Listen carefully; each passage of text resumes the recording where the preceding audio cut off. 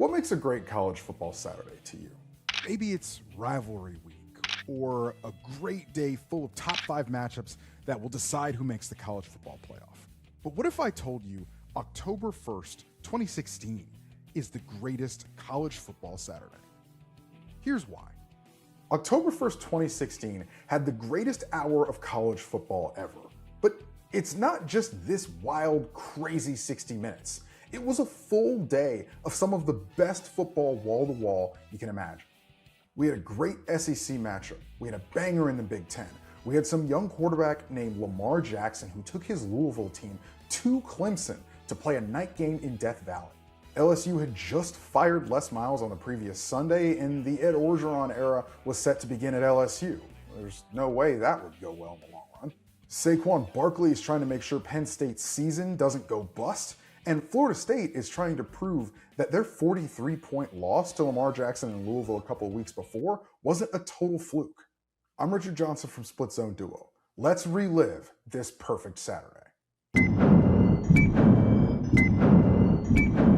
We'll actually start on Friday night, where number 10 Washington and number 7 Stanford play an absolute laugher in the Pac-12. In fact, the Huskies roll 44-6. But in Provo, Utah, BYU and Toledo are playing an out-of-conference game. It starts late, it's 10:15.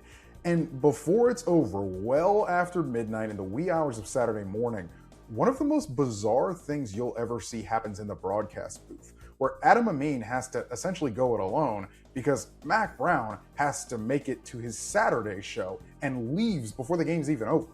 I'll let Adam explain. And we are in the middle of like late third quarter in what is a 1-point game, and I think it's like 42-41. This is a phenomenal college football game. And we've got phones ringing in the truck saying Mac better get his ass on a plane. We can't lie to people because if all of a sudden Mac stops talking, they're going to think he had a heart attack and he's being escorted out of the booth. We got to show that he's okay and send him off. The game ends with BYU winning 55-53. Better get some sleep. Quick turnaround for College Game Day in the morning. It's live from Clemson. 1990. Clemson is always a great setting for the 3-hour pregame show, but the very end, the thing we crescendo into, the Lee Corso headgear pick, that got kind of awkward. No, coach. Oh, no. Uh-oh. What do you got? Tiger Head!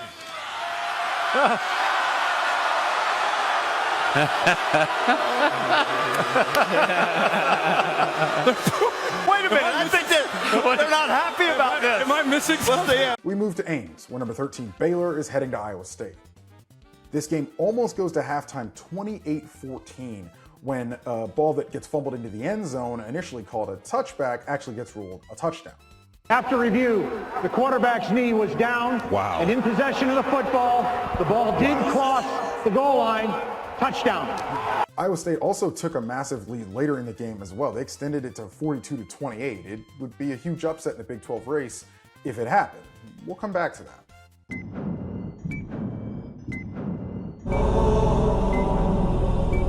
But here's where the day really ramps up. 1 week after dealing Penn State its second loss of the season, number 4 Michigan hosts number 8 Wisconsin. The Badgers were dominant over Michigan State last week and also were one of the final nails in Les Miles' coffin at LSU when Wisconsin beat the Tigers in Lambeau Field to start the season. Number 12 Florida State hopes to get off the schneid in ACC play.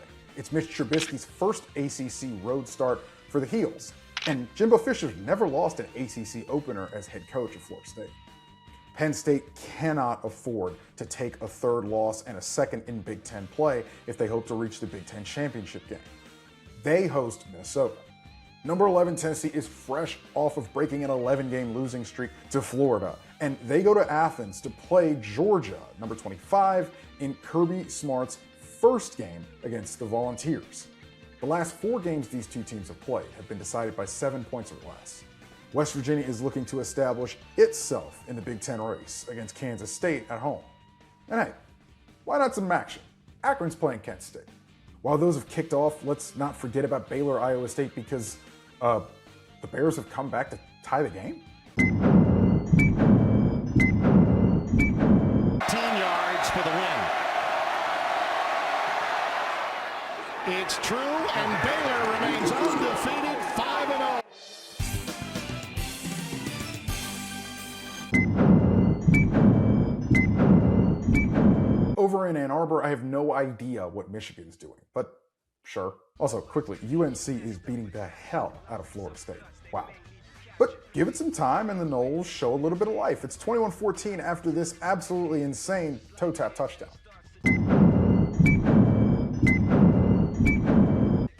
Number 18, Utah and Cal have also kicked off. It's on Pac-12 networks if you can get that. I definitely can't. Damn, Penn State's kicker just got leveled.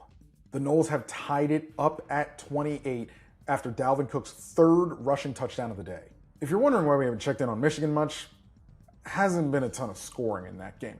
It's 7-7, and the Wolverines have missed 3 field goals. Big time catch.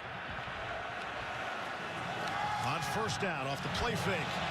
Spade looking for it. Has Dodo. Touchdown, Michigan. Okay, back to Tallahassee. Another quick completion. That's Thomas Jackson still on his feet. Touchdown! Tiptoeing down the sidelines for the score. Real quick, North Carolina had their extra point blocked, so the score stays 34-28. Meanwhile, it's been pretty close throughout in Athens. Tennessee just actually downed a punt at the 5-yard line. Georgia starts in the shadow of their own goalposts. Eason from the end zone. Got him! Ball is loose. Touchdown recovered by Corey Vereen. Literally, while that was happening. Francois in trouble. Oh, he ducks. Touchdown! He ducked out of trouble. Oh, in Morgantown. Out of the hold of Mitch Lockbeeler. Snap is good. Hold is good. The kick is no good. Kansas State doesn't have any timeouts. West Virginia will hold on to win. Michigan's also trying to hold on, by the way.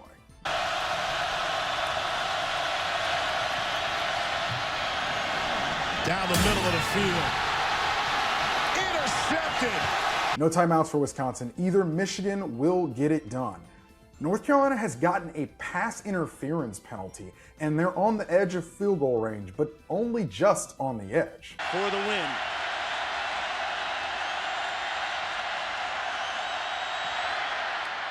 Up. And good! The Tar Heels come in and steal one. Huge win for UNC. Meanwhile, Georgia is driving at home to win. No timeouts for the Dogs. They're at midfield. Eason has it. Steps up, looks deep, goes down the left side. He's got a man open. Touchdown, Riley Ridley. Jacob Eason, wow. Georgia did get an unsportsmanlike conduct penalty. It'll be assessed on the kickoff. We'll come back to that. The ending in that Maction game, also crazy. Michael Traylor Bennett punches it in for Akron, who wins the Wagon Wheel Trophy over Kent State. Okay, let's catch our breath here, shall we? Earlier in the day, Baylor beat Iowa State 45-42. Michigan beats Wisconsin 14-7. UNC improbably beats Florida State 35-34. West Virginia beats Kansas State 17-16, and Akron beats Kent State 31-27. Tennessee has one shot after Georgia takes another penalty. 4 seconds left to go. Let's look in Athens.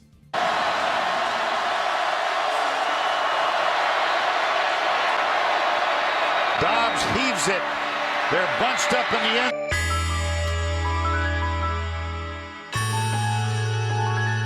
Zone. It's tipped up. It's caught. It is caught. Jawan Jennings.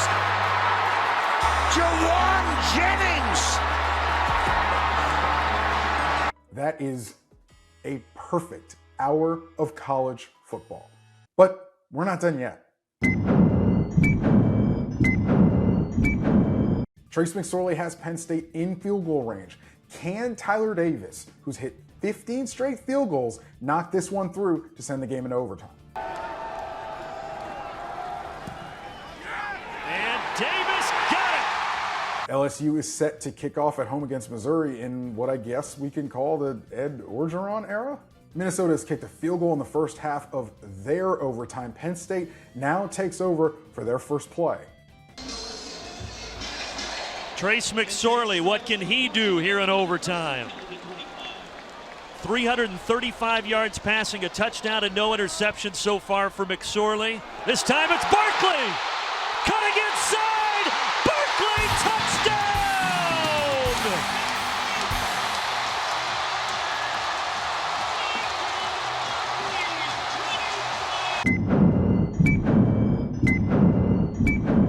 On to the evening slate, where we have one weird night game, the old brass spittoon between Michigan State and Indiana, and one big one, Clemson and Louisville. Top 5 matchup. Louisville's number 3, Clemson's number 5. Oh, and a little Sun Belt action too, if you like that. Utah has been in a tight one against Cal, but they've managed to get the ball inside the 10-yard line. There's just a little over 2 minutes left. Can the Utes punch it in and get out of Berkeley, stealing this victory? You see the play clock in red. Williams has to snap it. One play for the win. Moss does not get it. Cal holds. No, Cal holds on to win a huge one at home. Meanwhile, Clemson is up big at halftime, spoiling Lamar Jackson's party. And I'm sure everybody saw this one coming from an Ed Orgeron coach team. LSU sets a school record for offensive yards in an SEC game? Indiana and Michigan State go back and forth, end up in overtime, and a leaping penalty gives Indiana new life, and the Hoosiers get a chance to put one through at home. 20-yarder for Griffin Oaks to win the game. And it's over. Indiana, they take home the old brass spittoon. In other Louisiana football news, the Ragin' Cajuns beat New Mexico State after a recovered end zone fumble. Louisville battles all the way back in this game. It goes back and forth late in the second half, but one play to keep the game going for the Cardinals. Hope alive. Jackson flips it short, quick, works free, fights, spins out of bounds, did not get there. Did not get there, came up a yard short as Marcus Edmond saves the game for Clemson. What a Saturday. Time to go to bed and do it all again next week. That is, after the Hawaii game, of course.